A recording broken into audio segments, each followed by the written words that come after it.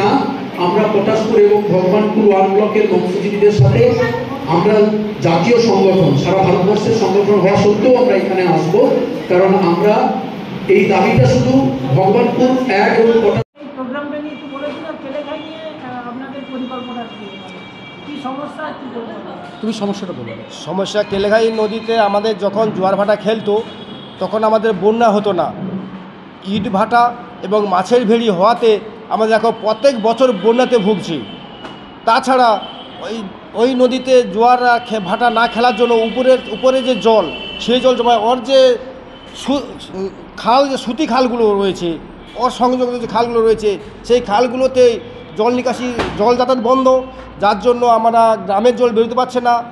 এই হচ্ছে এই আর কচুরিপানা ভরে গেছে, মাছের চাষও হচ্ছে না। আর ওই দেড়দিঘি টু উদবাদাল যে খাল, ওইটা আমাদের প্রধান খাল, ওইটা একবারে কেলেঘাই থেকে কালীনগর পর্যন্ত একসঙ্গে যুক্ত আছে। ওইটা আমাদের প্রধান জল নিকাশি। ওইটা যদি না হয় তাহলে পূর্ব মেদিনীপুর কোনোদিন বন্যা থেকে মুক্ত পাবে না। আর ওই খালের উপরে বজ্র, চুল, কচুরিপানা এইসবে এমন হচ্ছে, যার জন্য আমরা বরাবর পূর্ব মেদিনীপুর বন্যার কবলে ভুগছি। এইটা দূর করার জন্য আমি আজকে জানাচ্ছি দাবি।